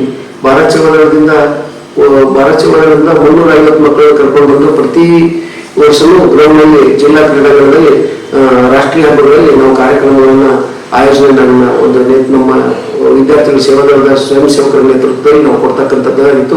ಪರೇಡ್ಗಳನ್ನು ಕೂಡ ಮಾಡ್ತಕ್ಕಂಥದ್ದಾಗಿತ್ತು. 2020ರಲ್ಲಿ ಕೊರೋನಾ ಬಂದಂತ ಸಂದರ್ಭದಲ್ಲಿ ರಾಷ್ಟ್ರೀಯ ಹಬ್ಬದಲ್ಲಿ ಕಾರ್ಯಕ್ರಮ ಜಿಲ್ಲಾ ಕ್ರೀಡಾಂಗಣದಲ್ಲಿ ನಡೆಯುವಂತ ಸಂದರ್ಭದಲ್ಲಿ ಮಾನ್ಯ ಉಪನಿರ್ದೇಶಕರು ಈಗಿನ ದೊಡ್ಡಬಸಪ್ಪ ಸಾಹೇಬರಿದ್ರು. ಆ ಸಂದರ್ಭದಲ್ಲಿ ಇಲ್ಲ ಪರೇಡ್ ವೀಕ್ಷಣೆ ಮಾಡಲಿಕ್ಕೆ ವಿದ್ಯಾರ್ಥಿಗಳು ಇಲ್ಲ, ಹಾಗಾಗಿ ಹೇಗಾದ್ರೂ ಮಾಡಿ ನಿಮ್ಗೆ ಸೇವಾದಳ ಟ್ರಿಪ್ ಕೊಡಬೇಕು ಅಂತ ಹೇಳಿದ್ರು. ಮನೆಗೆ ಅಡ್ಡಾಡಿ ವಿದ್ಯಾರ್ಥಿಗಳನ್ನ ಆ ಸಂದರ್ಭದಲ್ಲಿ ಕರ್ಕೊಂಡು ಬಂದು ಅವತ್ತಿನ ದಿವಸ ಜಿಲ್ಲಾ ಕ್ರೀಡಾಂಗಣದಲ್ಲಿ ರಾಷ್ಟ್ರೀಯ ಹಬ್ಬದಲ್ಲಿ ಮಕ್ಕಳನ್ನ ಪಥಸಂಚಲನಕ್ಕೆ ಅಣಿಗೊಳಿಸಿರ್ತಕ್ಕಂಥದ್ದು ಯಾವುದಪ್ಪ ಅಂದ್ರೆ ಅದು ಭಾರತ್ ಸೇವಾದಳದ ನಮ್ಮ ಒಂದು ಶಾಖೆ ಅಂತ ಹೇಳ್ಬೋದು, ಭಾರತ್ ಸೇವಾದಳ ಶಾಖೆ ಅಂತ ಹೇಳ್ಬೋದು. ಅಂತ ಸಂದರ್ಭದಲ್ಲಿ ಕೂಡ ನಾವು ಸೇವಾದಳದಿಂದ ಸೇವೆಯನ್ನ ಒದಗಿಸಿರ್ತಕ್ಕಂಥದ್ದು. ಅಲ್ಲಿ 8 ವರ್ಷಗಳ ಕಾಲ ಪ್ರೌಢಶಾಲಾ ಶಿಕ್ಷಕನಾಗಿ ಉತ್ತಮ ಸೇವೆಯನ್ನ ಮಾಡಿ ತದನಂತರ ಮತ್ತೆ ನಾನು ಭಾನಾಪುರ ಪ್ರೌಢಶಾಲೆಯನ್ನ ಆಯ್ಕೆ ಮಾಡಿಕೊಂಡೆ. ಕೊನೆ ಒಂದು 3.5 ವರ್ಷ ಮತ್ತೊಂದು ಪ್ರೌಢಶಾಲೆಯಲ್ಲಿ ನಾನು ಸೇವೆ ಸಲ್ಲಿಸಬೇಕು ಅಂತಕ್ಕಂಥ ನಿಟ್ಟಿನಲ್ಲಿ ಭಾನಾಪುರ ಪ್ರೌಢಶಾಲೆಯನ್ನು ಆಯ್ಕೆ ಮಾಡಿಕೊಂಡು ಅಲ್ಲಿ ಶ್ರೀ ಚಂದ್ರಶೇಖರಯ್ಯ ಸ್ವಾಮಿ ಅವರ ಒಂದು ಭೇಟಿ ಮಾಡಿ ಅವ್ರನ್ನೂ ಕೂಡ ಭಾರತ್ ಸೇವಾದಳ ಕಚೇರಿ ಸದಸ್ಯರನ್ನಾಗಿ ಮಾಡಿಕೊಂಡು ಉತ್ತಮ ಅವರು ಸಾಮಾಜಿಕ ಸೇವೆ ಸಲ್ಲಿಸ್ತಕ್ಕಂಥವ್ರು, ಅವ್ರನ್ನೂ ಕೂಡ ನಾವು ಭಾರತ್ ಸೇವಾದಳ ಜಿಲ್ಲಾಧ್ಯಕ್ಷರನ್ನ ಮಾಡಿಕೊಂಡು ಅಲ್ಲಿ ಭಾನಾಪುರ ಶಾಲೆಯಲ್ಲಿ 6 ದಿನಗಳ ಕಾಲ 150 ಜನ ಶಿಕ್ಷಕರಿಗೆ ಭಾರತ್ ಸೇವಾದಳ ತರಬೇತಿಯನ್ನ ಮಾಡಿ ಆ ಗ್ರಾಮದ ಪ್ರೌಢಶಾಲೆಯಲ್ಲಿ ಭಾರತ್ ಸೇವಾದಳ ಶಾಖೆಯನ್ನ ಪ್ರಾರಂಭ ಮಾಡಿಕೊಂಡು ಗ್ರಾಮಸ್ಥರ ಸಹಕಾರದೊಂದಿಗೆ ನಾವು ಉತ್ತಮವಾಗಿರ್ತಕ್ಕಂಥ ಒಂದು 6 ದಿನಗಳ ತರಬೇತಿಯನ್ನು ಕೂಡ ಆಯೋಜನೆ ಮಾಡಿ ಯಶಸ್ವಿಗೊಂಡ್ವಿ. ಆ ಪ್ರೌಢಶಾಲೆಯಲ್ಲಿ ನಮ್ಮ ಪ್ರೌಢಶಾಲೆಯಲ್ಲಿ ಹೇಳ್ಬೇಕಂದ್ರೆ ಭಾನಾಪುರ ಪ್ರೌಢಶಾಲೆಯಲ್ಲಿ ನಾವೇ ಸ್ವತಃ ಶಿಕ್ಷಕರು, ನಮ್ಮ ಸಿಬ್ಬಂದಿ ವರ್ಗ, ನಮ್ಮ ಮುಖ್ಯೋಪಾಧ್ಯಾಯರು, ನಮ್ಮ ಸಹ ಶಿಕ್ಷಕರು ಎಲ್ಲ ಸೇರ್ಕೊಂಡು ನಮ್ಮ ಶಾಲೆಗೆ ನಾವೇ ಅಮೌಂಟ್ ಅನ್ನು ಹಾಕೊಂಡು ಸುಣ್ಣ ಬಣ್ಣ ಮಾಡಿಕೊಂಡು ನಮ್ಮ ಶಾಲೆಯ ಅಂದ ಚಂದವನ್ನ ಮಾಡಿಕೊಂಡಿರ್ತಕ್ಕಂಥದ್ದು. ಉತ್ತಮ ಫಲಿತಾಂಶವನ್ನು ತರಲಿಕ್ಕೆ SSLC ಕಾರ್ಯಾಗಾರಗಳನ್ನು ಮಾಡ್ಕೊಂಡಿದ್ವಿ. ಅಲ್ಲಿ ನಮ್ಮ ಪ್ರೌಢಶಾಲೆಯಲ್ಲಿ ನಾವು ಹಿಂದಿ ಮತ್ತು ಸೋಷಿಯಲ್ ಸೈನ್ಸ್ ಹಲವಾರು ಕಾರ್ಯಾಗಾರಗಳನ್ನು ಆಯೋಜನೆ ಮಾಡಿ ಅದರ ಜೊತೆಗೆ ಮಕ್ಕಳ ಬರ ದುಡ್ಡಾಗಲಿ ಅಂತ ಹೇಳಿ ನೀಟ್ ಆಗಲಿ ಅಂತಕ್ಕಂಥ ನಿಟ್ಟಿನಲ್ಲಿ ನಾವು 2023 ಅಕ್ಟೋಬರ್ ತಿಂಗಳಲ್ಲಿ ರಜಾವಳಿಯಲ್ಲಿ ನಾವು 75 ಮಕ್ಕಳಿಗೆ ಒಂದು ವಿನೂತನವಾಗಿರ್ತಕ್ಕಂಥ ಇಂಗ್ಲಿಷ್ ಕರ್ಸುಲೇಟರ್ ಕಾರ್ಯಕ್ರಮವನ್ನು ಆಯೋಜನೆ ಮಾಡ್ಕೊಂಡ್ವಿ. ಜೊತೆಗೆ ಸೇವಾದಳದಿಂದ ಮತ್ತು ಶಾಲೆಯ ವತಿಯಿಂದ ಮತ್ತು ಗ್ರಾಮದ ಸಹಕಾರದಿಂದ ನಾವು ಶ್ರೀ ರಾಮಣ್ಣ ಚಲವಾದಿ ಶಿಕ್ಷಕರನ್ನ ಕರೆಸಿಕೊಂಡು ಅವರಿಂದ ನಾವು ಕರ್ಸುಲೇಟರ್ 75 ಮಕ್ಕಳಿಗೆ ಕಲಿಸಿಕೊಡ್ತಕ್ಕಂಥದ್ದು. ಇವತ್ತು ಯಾವುದೇ ಇಂಗ್ಲಿಷ್ ಮೀಡಿಯಂ ಸ್ಕೂಲ್ಗಳ ಮಕ್ಕಳಿಗಿಂತ ಉತ್ತಮವಾಗಿರ್ತಕ್ಕಂಥ ಇಂಗ್ಲಿಷ್ ಬರಹವನ್ನು ಬರೀತಕ್ಕಂಥ ಮಕ್ಕಳು ನಮ್ಮ ಭಾನಾಪುರ ಪ್ರೌಢಶಾಲೆ ಮಕ್ಕಳು ಹಲವಾರು ಕಾರ್ಯಕ್ರಮಗಳನ್ನ ಆ ಶಾಲೆಯಲ್ಲಿ ಆಯೋಜನೆ ಮಾಡಿದ್ರ ಜೊತೆಗೆ ಇವತ್ತಿನ ದಿವಸ ನಾವು ನಮ್ಮ ಶ್ರೀ ಶಶಿಲ್ ಜಿ ನಮೋಸ್ ಅವರ ನೇತೃತ್ವದಲ್ಲಿ ನಾನು ನಮ್ಮ ಪ್ರೌಢಶಾಲೆಗೆ ಏನಾದರೂ ನೀವು ಒಂದು ಆರ್ಥಿಕ ಒಂದು ಶೈಕ್ಷಣಿಕ ಪ್ರಗತಿಗೆ ನೀವು ಏನಾದರೂ ಇದು ಮಾಡಬೇಕು ನಿಮ್ಮ ಅನುದಾನದಲ್ಲಿ ಅಂತ ಕೇಳ್ಕೊಂಡಾಗ ಈ ಬಾರಿ 3 ಲಕ್ಷ ರೂಪಾಯಿ ಅನುದಾನವನ್ನ ನಮ್ಮ ಭಾನಾಪುರ ಪ್ರೌಢಶಾಲೆಗೆ ಸ್ಮಾರ್ಟ್ ಕ್ಲಾಸ್ ಮಾಡಲಿಕ್ಕೆ ಅನುದಾನವನ್ನ ಈ ಮೊನ್ನೆ ರಿಲೀಸ್ ಮಾಡಿರ್ತಕ್ಕಂಥದ್ದು. ಅವರು ಇಲ್ಲ ನೀವು ನಿವೃತ್ತಿ ಆಗ್ತೀವಿ ಅದೇ ಶಾಲೆಯಲ್ಲಿ, ಆ ಶಾಲೆಗೆ ನಾನು ನಿಮ್ಮ ಒಂದು ನೆನಪಿಗಾಗಿ ನಾನು ನಿಮ್ಮ ಒಂದು ಸೇವೆಯನ್ನು ಪರಿಗಣಿಸಿ ನಾನು 3 ಲಕ್ಷ ಅನುದಾನವನ್ನ ನಿಮ್ಮ ಶಾಲೆಗೆ ಸ್ಮಾರ್ಟ್ ಕ್ಲಾಸ್ ಮಾಡಲಿಕ್ಕೆ ಕೊಡ್ತೀನಿ ಅಂತ ಹೇಳಿ ಆದೇಶವನ್ನು ಕೂಡ ಮಾಡಿಸಿ ಕೊಟ್ಟಿರ್ತಕ್ಕಂಥದ್ದು. ನಾನು ಭಾಗ್ಯನಗರ ಪ್ರೌಢಶಾಲೆಗಿದ್ದಾಗೂ ಕೂಡ ಶ್ರೀ ಅಮರನಾಥ್ ಪಾಟೀಲ್ ಕೂಡ ತಮ್ಮ ಅನುದಾನದಲ್ಲಿ 4 ಲಕ್ಷ ರೂಪಾಯಿ ಅನುದಾನವನ್ನ ಭಾನಾಪುರ ಭಾಗ್ಯನಗರ ಪ್ರೌಢಶಾಲೆಯ ರಂಗಮಂಟಪಕ್ಕೆ ಕೊಟ್ಟಿರ್ತಕ್ಕಂಥದ್ದು. ಮಂಗಳೂರು ಪ್ರೌಢಶಾಲೆಯಿಂದಾಗೂ ಕೂಡ ಶಶಿಲ್ ಜಿ ನಮೋಶಿ ಅವರು ಕೂಡ ಅನುದಾನವನ್ನು ಕೊಟ್ಟಿದ್ರು. ಒಟ್ಟಾರೆ ನಮ್ಮ ಸೇವೆಯನ್ನು ಪರಿಗಣಿಸಿ, ಶೈಕ್ಷಣಿಕ ಕಾಳಜಿಯನ್ನು ಪರಿಗಣಿಸಿ, ಪದವೀಧರ ಶಿಕ್ಷಕರ ಕ್ಷೇತ್ರದ MLCಗಳಿರ್ಬೋದು, ಶಿಕ್ಷಕರ ಕ್ಷೇತ್ರದ MLCಗಳಿರ್ಬೋದು, ಎಲ್ಲರೂ ಒಟ್ಟಾರೆಯಾಗಿ ನನಗೆಲ್ಲ ತರನಾಗಿರ್ತಕ್ಕಂಥ ಸಹಾಯ ಸಹಕಾರವನ್ನು ಮಕ್ಕಳ ಶೈಕ್ಷಣಿಕ ಪ್ರಗತಿಗೆ ನೀಡಿರ್ತಕ್ಕಂಥದ್ದನ್ನು ಈ ಸಂದರ್ಭದಲ್ಲಿ ನಾನು ಸ್ಮರಿಸ್ತಾ ಇದ್ದೇನೆ. ಹಾಗೆ ನನಗೆ ಬಹಳಷ್ಟು ಒಂದು ಶಿಕ್ಷಕನಾಗಿ ಸೇವೆ ಸಲ್ಲಿಸ್ತಕ್ಕಂಥ ಸಂದರ್ಭದಲ್ಲಿ SR ಮಠಪತಿ ದಿವಂಗತ ಶ್ರೀ SR ಮಠಪತಿ ಕ್ಷೇತ್ರ ಶಿಕ್ಷಣಾಧಿಕಾರಿಗಳಾಗಲಿ, ಶ್ರೀ ಉಮೇಶ್ ಪೂಜಾರ್ ಅವರಾಗಲಿ, ಶ್ರೀ ಬಸವರಾಜ ಸ್ವಾಮಿ ಅವರಾಗಲಿ, ಹಲವಾರು ಕ್ಷೇತ್ರ ಶಿಕ್ಷಣಾಧಿಕಾರಿಗಳು ಜೊತೆಗೆ ಈಗಿರ್ತಕ್ಕಂಥ ಶ್ರೀ ಸೋಮಶೇಖರ್ ಗೌಡ ಕ್ಷೇತ್ರ ಶಿಕ್ಷಣಾಧಿಕಾರಿಗಳಾಗಲಿ, ಇಲ್ಲಿ ಕೊಪ್ಪಳದ ಕ್ಷೇತ್ರ ಶಿಕ್ಷಣಾಧಿಕಾರಿಗಳಾಗಿರ್ತಕ್ಕಂಥ ಶ್ರೀ ಈ ಶಂಕರಯ್ಯ ಅವರಾಗಲಿ, ಸದ್ಯದ ಪರಿಸ್ಥಿತಿಯಲ್ಲಿ ಇರ್ತಕ್ಕಂಥ ಸದ್ಯದ ಒಂದು ಉಪನಿರ್ದೇಶಕರ ಕಚೇರಿಯಲ್ಲಿ ಶ್ರೀ ಶ್ರೀಶೈಲ್ ಬಿರಾದಾರ್ ಉಪನಿರ್ದೇಶಕರು ಸಂಪೂರ್ಣವಾಗಿ ನನಗೆ ಸಹಕಾರವನ್ನು ಶೈಕ್ಷಣಿಕ ಪ್ರಗತಿಗೆ ಬೇಕಾಗಿರ್ತಕ್ಕಂಥ ಎಲ್ಲ ಸಹಕಾರವನ್ನು ನೀಡುವುದರ ಜೊತೆಗೆ ನಾನು ಪ್ರೌಢಶಾಲಾ ಸಹಶಿಕ್ಷಕರ ಸಂಘದ ಜಿಲ್ಲಾಧ್ಯಕ್ಷನಾಗಿ ಜುಲೈ 22ರಲ್ಲಿ ನಾನು ಅಧ್ಯಕ್ಷನಾಗಿ ಆಯ್ಕೆ ಆದಮೇಲೆ ಆಯ್ಕೆಯ ಸಂದರ್ಭದಲ್ಲಿ ನನಗೆ ನನ್ನ ಸ್ನೇಹಿತರಾಗಿರ್ತಕ್ಕಂಥ ಶ್ರೀ ಜಾಕೀರ್ ಹುಸೇನ್ ಅವರು ಇರ್ಬೋದು, ಶಂಕರಗೌಡ ಇರ್ಬೋದು, ಮಾರ್ಕಂಡ್ರಾವ್ ಇರ್ಬೋದು, ಬಹಳಷ್ಟು ಜನ ನನಗೆ ಶಿಕ್ಷಕರು ಸಪೋರ್ಟ್ ಮಾಡಿ ನೀವು ಒಳ್ಳೆಯ ಹೋರಾಟಗಾರರಿದ್ದೀರಿ, ನೀವು ಜಿಲ್ಲೆಯಲ್ಲಿ ಅಧ್ಯಕ್ಷರಾಗಬೇಕು ಅಂತ ಹೇಳಿ ಮುದ್ದಾಮ ಅವರ ನನ್ನನ್ನು ಗುರುತಿಸಿ ನಾನು ನಿರ್ದೇಶಕನಾಗಿ ಆಯ್ಕೆಯಾಗಿದೆ. ತದನಂತರ ನಾನು ಜಿಲ್ಲಾಧ್ಯಕ್ಷನಾಗಿ ಕೊಪ್ಪಳ ಜಿಲ್ಲೆಯ 45 ಜನ ನಿರ್ದೇಶಕರಲ್ಲಿ 34 ಜನ ನಿರ್ದೇಶಕರು ನನ್ನ ವೋಟ್ ಮಾಡೋ ಮೂಲಕ ನನ್ನನ್ನು ಜಿಲ್ಲಾಧ್ಯಕ್ಷನಾಗಿ ಮಾಡಿದರು. ಆ ಸಂದರ್ಭದಲ್ಲಿ ಅವರೆಲ್ಲರಿಗೂ ನಾನು ಈ ಸಂದರ್ಭದಲ್ಲಿ ಅವರಿಗೆ ಕೃತಜ್ಞತೆ ಹೇಳಲಿಕ್ಕೆ ಬಯಸ್ತೀನಿ. ಆ 3 ವರ್ಷಗಳ ಕಾಲ ನಾನು ಅಧ್ಯಕ್ಷನಾದ ಮೇಲೆ ಹಲವಾರು ಕಾರ್ಯಕ್ರಮಗಳನ್ನು SSLC ಪಂಚವರ್ಷ ಸುಧಾರಣೆಗಾಗಿ ಹಲವಾರು ಕಾರ್ಯಕ್ರಮಗಳನ್ನು ಆಯೋಜನೆ ಮಾಡುವುದರ ಜೊತೆಗೆ ಶಿಕ್ಷಕರ ಸಮಸ್ಯೆಗಳಿಗೆ ಸ್ಪಂದಿಸಿ, ಶಿಕ್ಷಕರ ಬೇಕು ಬೇಡಿಕೆಗಳಿಗೆ ಸ್ಪಂದಿಸಿ, ಅವರ ಕಾರ್ಯಗಳನ್ನು ಅವರು ಫೋನ್ ಮಾಡಿದ ತಕ್ಷಣ ಮತ್ತೆ ಪುನಃ ಕೆಲಸ ಮಾಡಿಸಿ ಅವ್ರ ಕೆಲಸಗಳಿಗೆ ಅವ್ರಿಗೆ ಮತ್ತೆ ಪುನಃ ದೂರವಾಣಿ ಮೂಲಕ ಅವ್ರು ಕೆಲಸ ಮಾಡಿವಿ ಅಂತ ಹೇಳ್ತಕ್ಕಂಥ ಒಂದು ಕೆಲಸವನ್ನು ನಾವು ಯೂನಿವರ್ಸಿಟಿ ಕೊಟ್ಟ ಕೆಲಸವನ್ನು ಉತ್ತಮವಾಗಿ ನಾನು ನಿಭಾಯಿಸಿನಿ ಅಂತಕ್ಕಂಥ ಮಾತನ್ನು ಕೂಡ ಈ ಸಂದರ್ಭದಲ್ಲಿ ಹೇಳ್ತಾ, ಒಟ್ಟಾರೆ ಕೊಪ್ಪಳ ಜಿಲ್ಲೆಯ ಸಮಗ್ರ ಪ್ರಾಥಮಿಕ ಮತ್ತು ಪ್ರೌಢಶಾಲಾ ಶಿಕ್ಷಕರು ಮತ್ತು ಮುಖ್ಯೋಪಾಧ್ಯಾಯರಾದಿಯಾಗಿ ಅಧಿಕಾರಿಗಳಾದಿಯಾಗಿ ಎಲ್ಲರೂ ಕೂಡ ನನ್ನ ಸೇವೆಯಲ್ಲಿ ಒಂದು ಉತ್ತಮವಾಗಿರ್ತಕ್ಕಂಥ ಶೈಕ್ಷಣಿಕ ಮಾರ್ಗದರ್ಶನವನ್ನು ಅವರೆಲ್ಲರ ಮಾರ್ಗದರ್ಶನದ ಜೊತೆಗೆ ಮಾಡಿರ್ತಕ್ಕಂಥ ಸಂದರ್ಭದಲ್ಲಿ ನಾನು ಉತ್ತಮವಾಗಿ ಕೆಲಸ ನಿರ್ವಹಿಸಲಿಕ್ಕೆ ಸಾಧ್ಯ ಆಯ್ತು ಅಂತಕ್ಕಂಥ ಮಾತನ್ನ ಈ ಹೇಳಿಸ್ತಾ, ನಾನು ಒಂದು ಜೀವನ ಬಗ್ಗೆನೂ ಕೂಡ ನಾವು ಕೂಡ ಬಡತನದ ಕುಟುಂಬದಲ್ಲಿ ಜನಿಸಿರ್ತಕ್ಕಂಥವ್ರು. ಭೂಮಿ ಇತ್ತು, ಅದರ ಭೂಮಿ ಬೆಳೀತಕ್ಕಂಥ ಪರಿಸ್ಥಿತಿ ಆಗಿನ ಸಂದರ್ಭದಲ್ಲಿ ಇರಲಿಲ್ಲ. 1965ರಲ್ಲಿ ನಾನು ಜನಿಸಿರ್ತಕ್ಕಂಥ ಸಂದರ್ಭದಲ್ಲಿ ನಮ್ಮ ತಂದೆ ತಾಯಿಗೆ ಬಹಳಷ್ಟು ಭೂಮಿ ಇದ್ರೂ ಕೂಡ ಭೂಮಿ ಬೆಳೆದಿರ್ತಕ್ಕಂಥ ಸಂದರ್ಭ ಇತ್ತು. ಮಳೆಗಾಲದ ಕೊರತೆ ಆಗಿನ ಕಾಲದಲ್ಲಿ ಬಹಳಷ್ಟು ಇತ್ತು, ಜೊತೆಗೆ ಬರಗಾಲ ಬಹಳಷ್ಟು ಬೀಳ್ತಾ ಇತ್ತು. ಭೂಮಿ ಇದ್ರೂ ಕೂಡ ಬರಗಾಲ ಜಾಸ್ತಿ ಇರೋದ್ರಿಂದ ಬೇರೆ ಬೇರೆ ಕಡೆ ಕೂಲಿ ಕೆಲಸಕ್ಕೆ ಮಾಡ್ಲಿಕ್ಕೆ ಹೋಗ್ತಕ್ಕಂಥ ಸಂದರ್ಭಗಳು ಕೂಡ ಇತ್ತು. ಹಾಗಾಗಿ ಆ ಸಂದರ್ಭದಲ್ಲಿ ಬಹಳ ಕಷ್ಟಪಟ್ಟು ನಮ್ಮ ತಂದೆ ತಾಯಿ ನನ್ನ ಓದಿಸಿದ್ರು. ನಮ್ಮ ತಂದೆ ತಾಯಿ ಬಹಳಷ್ಟು ಒಂದು ಆ ಸಂದರ್ಭದಲ್ಲಿ ನಮ್ಮನ್ನು ಶಾಲೆ ಬಿಡಿಸಲಾದ 7 ಜನ ಮಕ್ಕಳು 7 ಜನ ಮಕ್ಕಳಿದ್ರು ಕೂಡ ಒಬ್ರು ನಮ್ಮನ್ನ ಶಾಲೆ ಬಿಡಿಸಿದ್ರು, ತೊಂದರೆ ಆಗ್ತೈತಿ ಈ ಮಕ್ಕಳಿಗೆ ಅಂತ ಹೇಳಿ ಅವ್ರು ದುಡ್ಕೊಂಡ್ಬಂದು ಕೂಲಿ ಕೆಲಸ ಮಾಡಿ ಬಂದು ಅಥವಾ ಹೊಲದಲ್ಲಿ ದುಡ್ಡು ಬಂದು ನಮ್ಮನ್ನ ಶಾಲೆಗೆ ಬಿಡಿಸಲಾರ್ದ ಕಲಿಸಿದ್ರು. ಜೊತೆಗೆ ನಮ್ಮ ಸೋದರ ಮಾವ ಮತ್ತು ನಮ್ಮ ಅಜ್ಜಿ, ನಮ್ಮ ತಾಯಿ ನಮ್ಮನ್ನ ಎತ್ಕೊಂಡು ಸೊರಟಲ್ಲಿ ಕೂಡ ನಮ್ಮ ಬಹಳಷ್ಟು ನಮ್ಮ ಮಾವನ ಪತ್ನಿಯರು, ನಮ್ಮ ಅಕ್ಕಂದರು ಅವರಾಗಲಿ, ನಮ್ಮ ಸೋದರ ಮಾವ ಆಗಲಿ ಅಥವಾ ನಮ್ಮ ಹೆಣ್ಣಮ್ಮ ಆಗಲಿ, ನಮ್ಮ ಅಜ್ಜ ಆಗಲಿ ಎಲ್ಲರೂ ಕೂಡ ಬಹಳಷ್ಟು ಕಾಳಜಿ ಮಾಡಿ, ನಮ್ಮ ಅವರ ಅಕ್ಕ ದೊಡ್ಡಮ್ಮ ಆಗಲಿ ಎಲ್ಲರೂ ಬಡತನ ಸಂದರ್ಭದಲ್ಲಿ ಸಹಾಯ ಸಹಕಾರ ಮಾಡಿ ಆ ಬರಗಾಲದ ಸಂದರ್ಭದಲ್ಲಿ ಕೂಡ ನಾವು ಶಾಲೆ ಬಿಡಬಾರ್ದು ಅಂತೇಳಿ ಸಹಾಯ ಸಹಕಾರವನ್ನ ಆರ್ಥಿಕವಾಗಿ ನಾವು ಮಾಡಿ ಫೀಸ್ ಕಟ್ಟಿ ನಮ್ಮನ್ನ ಶಾಲೆ ಕಲಿಸಿರ್ತಕ್ಕಂಥ ಈ ಸಂದರ್ಭದಲ್ಲಿ ಅವ್ರನ್ನೂ ಕೂಡ ಸ್ಮರಿಸಬೇಕಾಗತ್ತ. ಅವರು ಮಾಡಿರ್ತಕ್ಕಂಥ ಸಹಾಯದಿಂದಲೇ ನಾನು ಮುಂದೆ ಒಂದು ಶಿಕ್ಷಕರಾಗಿ ಸೇವೆ ಸಲ್ಲಿಸಲಿಕ್ಕೆ, ಒಂದು ಶಿಕ್ಷಕರ ವೃತ್ತಿ ಮಾಡಲಿಕ್ಕೆ ಸಹಾಯ ಸಹಕಾರ ಆಯ್ತು ಅಂತಕ್ಕಂಥ ಒಂದು ಸಂದರ್ಭವನ್ನು ಕೂಡ ನೆನೆಸ್ಕೊತೀನಿ. ನನ್ನ ಒಬ್ಬ ಸಹೋದರ ಒಕ್ಕಲ್ತನ ಮಾಡ್ತಕ್ಕಂಥ ಅವನಿಗೆ ಶಾಲೆ ಹತ್ತಲಿಲ್ಲ. ಇನ್ನೊಬ್ಬ ಸಹೋದರ ಹೈಸ್ಕೂಲ್ ಟೀಚರ್ ಸರ್ಕಾರಿ ಪ್ರೌಢಶಾಲೆ ನಾಗರಾಜ ಮುಂಡಲಿ ತಾಲೂಕಿನಲ್ಲಿ ಶಿಕ್ಷಕನಾಗಿ ಸದ್ಯದ ಮುಂಡಲಿ ತಾಲೂಕಿನ ಸಹ ಶಿಕ್ಷಕರ ಸಂಘದ ಅಧ್ಯಕ್ಷನಾಗಿ ಕೆಲಸ ಮಾಡ್ತಾ ಇದ್ದೇನೆ. ನನ್ನ ಪತ್ನಿ ಕೂಡ ಪ್ರಾಥಮಿಕ ಶಾಲಾ ಶಿಕ್ಷಕಿಯಾಗಿ ಸದ್ಯ ಇಲ್ಲೇ ಬೇಲ್ದಾರ್ ಕಾಲೋನಿಯಲ್ಲಿ, ಕೊಪ್ಪಳದ ಬೇಲ್ದಾರ್ ಕಾಲೋನಿಯಲ್ಲಿ ಕಿರಿಯ ಪ್ರಾಥಮಿಕ ಶಾಲೆಯಲ್ಲಿ ಕೆಲಸ ಮಾಡ್ತಿದ್ದಾಳೆ. ನನಗಿರ್ತಕ್ಕಂಥ 2 ಮಕ್ಕಳು ಕೂಡ ಉತ್ತಮವಾಗಿ ನಾನು ಓದಿಸಿ ಶೈಕ್ಷಣಿಕವಾಗಿ ಎಲ್ಲಿ ಉತ್ತಮ ಶಿಕ್ಷಣ ಸಿಗ್ತೈತಿ ಅಂತಂದ್ರೆ ಅಲ್ಲಿ ಹೋಗಿ ಅವರ ಮಕ್ಕಳನ್ನ ಓದಿಸ್ತಕ್ಕಂಥ ಕೆಲಸವನ್ನ ಮಾಡಿದ್ದೀನಿ. ಒಟ್ಟಾರೆ ಶಾಲೆ ಮಕ್ಕಳನ್ನ ನನ್ನ ಸ್ವಂತ ಮಕ್ಕಳಿಗಿಂತ ನಾನು ಜಾಸ್ತಿ ಶಾಲೆಯ ಮಕ್ಕಳ ಒಂದು ಶೈಕ್ಷಣಿಕ ಪ್ರಗತಿಗೆ ಶ್ರಮಿಸಿರ್ತಕ್ಕಂಥದ್ದು. ಹಾಗಾಗಿ ನನ್ನ ಮಕ್ಕಳು ಉತ್ತೀರ್ಣರಾಗಿರ್ತಕ್ಕಂಥ ಖುಷಿ ಜೊತೆಗೆ ಜಾಸ್ತಿ ನಮ್ಮ ಶಾಲೆಯ ತರಗತಿ ಮಕ್ಕಳು ಜಾಸ್ತಿ ಅಂಕಗಳು ಪಡೆದು ಉತ್ತೀರ್ಣರಾದಾಗ ನನಗೆ ಬಹಳಷ್ಟು ಖುಷಿ ಆಗ್ತಕ್ಕಂಥದ್ದು. ಒಟ್ಟಾರೆ ಸೇವೆಗಾಗಿ ಬಾಳುವಂತಕ್ಕಂಥ ಒಂದು ಅಡಿಯಲ್ಲಿ ನಾನು ಸೇವೆಯನ್ನ ಇಲ್ಲಿವರೆಗೆ ಮಾಡ್ತಾ ಬಂದಿದ್ದೀನಿ. ಟೋಟಲ್ ಆಗಿ ಎಲ್ಲರಿಗೂ ಕೂಡ ಸಹಾಯ ಸಹಕಾರ ಮಾಡಿರ್ತಕ್ಕಂಥ ಮತ್ತು ಭಾರತ ಸೇವೆಗಳ ಜಿಲ್ಲಾ ಸಮಿತಿ ಅಧ್ಯಕ್ಷರು ಮತ್ತು ಪದಾಧಿಕಾರಿಗಳು, ಕೇಂದ್ರ ಸಮಿತಿ ಸದಸ್ಯರು, ರಾಜ್ಯ ಅಧ್ಯಕ್ಷರು, ರಾಜ್ಯ ಪದಾಧಿಕಾರಿಗಳು, ರಾಜ್ಯ ಗಣಪತಿಗಳು ಎಲ್ಲರ ಒಂದು ಸಹಾಯ ಸಹಕಾರದಿಂದ ಮಾರ್ಗದರ್ಶನದಿಂದ ಸೇವಾದಳದಲ್ಲಿ ಕೂಡ ಉತ್ತಮ ಕೆಲಸಗಳು ಮಾಡಲಿಕ್ಕೆ ಸಾಧ್ಯ ಆಯ್ತು ಅಂತಕ್ಕಂಥ ಮಾತನ್ನು ಈ ಸಂದರ್ಭದಲ್ಲಿ ಹೇಳಿ ನಾನು ಹೆಚ್ಚು ಮತ್ತು ನನ್ನ ಯಾಕಂದ್ರೆ ನಾನು ಕೃಷಿಗೆ ನನಗೆ ಹೊಲ ಅಂದ್ರೆ ಭಾಳ ಇಷ್ಟ, ಎತ್ತು ಅಂದ್ರೆ ಇಷ್ಟ, ಭಾಳ ಒಕ್ಕಲ್ತನ ಅಂದ್ರೆ ಭಾಳ ಇಷ್ಟ. ಈಗಲೂ ಕೂಡ ನಾನು ನಿವೃತ್ತಿ ಹೊಂದಿದ್ಮೇಲೆ ನಾನು ಹೆಚ್ಚು ಆಸಕ್ತಿ ಇರೋದು ಕೃಷಿಕನಾಗಿ ಕೆಲಸ ಮಾಡಬೇಕು ಅಂತಕ್ಕಂಥದ್ದು.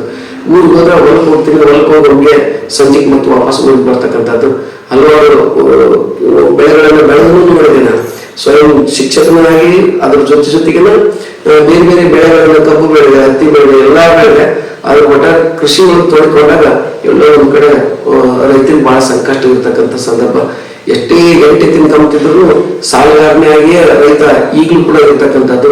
20 ವರ್ಷ 30 ವರ್ಷದಿಂದ ನೋಡಿರ್ತಕ್ಕಂಥ ರೈತರನ್ನು ಗಮನಿಸಿದಾಗ ಅಲ್ಲಿ ಶ್ರೀ ಕೋಟೆಪ್ಪ ಮೇಟಿ ಇಂಗ್ಲಿಷ್ ಸಂಪರ್ಕ ವ್ಯಕ್ತಿಗಳು, ಉದಯ್ ಕುಮಾರ್ ತಳವಾರ್ ಪತ್ತಿನ ಸಂಘದ ಅಧ್ಯಕ್ಷರು, ಸುರೇಶ್ ಅಬ್ಬಿಗೇರಿ ತಾಲೂಕಾ ಕುಕನೂರು ತಾಲೂಕಾ ಪ್ರೌಢಶಾಲಾ ಶಿಕ್ಷಕರ ಅಧ್ಯಕ್ಷರು, ಜಗದೀಶ್ ಬಳಿಗಾರ್, ದ್ಯಾಮಣ್ಣ ಮುಗಳಿ ಹಾಗೂ ದೇವಪ್ಪ ಮುಗಳಿ ಸಂಘದ ಪದಾಧಿಕಾರಿಗಳು, ಯಲಬುರ್ಗ ಸಂಘದ ಪದಾಧಿಕಾರಿಗಳು, ಕುಷ್ಟಗಿಯ ಶ್ರೀ ನೀಲಂಗೌಡ ಅಧ್ಯಕ್ಷರು, ನೀಲಂಗೌಡ ಅಧ್ಯಕ್ಷರು, ಜೊತೆಗೆ ಶಾಕಿರ್ ಬಾಬಾ ಕಾರ್ಯದರ್ಶಿಗಳು, ಸುಕ್ಮಣಿ ಅಂದೇಲಿ, ವಿಠಲ್ ಎಂ ಜಿಲ್ಲಾ ಉಪಾಧ್ಯಕ್ಷರು, ಇನ್ನು ಹಲವಾರು ಪದಾಧಿಕಾರಿಗಳು, ಗಂಗಾವತಿ ತಾಲೂಕಿನ ವೀರಣ್ಣ ಹೆಬ್ಬಾಳ್ ಜಿಲ್ಲಾ ಖಜಾಂಚಿ ಹಾಗೂ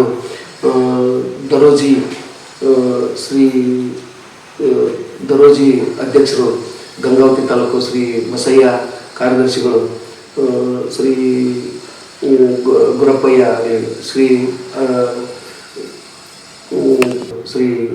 ವಾಲ್ಮೀಕಿ ಗುರುಗಳು, ಶ್ರೀ ಹನ್ಮೇಶ್ ಕಾರ್ಯದರ್ಶಿ, ಅದೇ ರೀತಿ ಕನಕಗಿರಿ ತಾಲೂಕಿನ ತಾಲೂಕಾಧ್ಯಕ್ಷರಾಗಿರ್ತಕ್ಕಂಥ ಅನಿಲ್ ಅಂತ ಹೇಳಿ ಎಲ್ಲ ಅಧ್ಯಕ್ಷರು, ಮತ್ತು ಕೊಪ್ಪಳ ತಾಲೂಕಿನ ಶಿವಾನಂದ ಕೊಂಕೇರಿ ಮಠ, ಆಮೇಲೆ ಕಾರ್ಯದರ್ಶಿ ಆಗಿರ್ತಕ್ಕಂಥ ಶ್ರೀ ಮೈಲಾರಗೌಡ ಹೊಸಮನೆ ಆಗಲಿ, ಇನ್ನೂ ಹಲವಾರು SB ಕುರಿ NGO ನಿರ್ದೇಶಕರಾಗಲಿ, ಕೆಮ್ಮಣ್ಣ ಕೌಲೂರವರಾಗಲಿ, ಹನುಮಂತಪ್ಪ ಚಲವಾಣಿಯವರಾಗಲಿ, ಹಲವಾರು ಪದವಿಗಳು.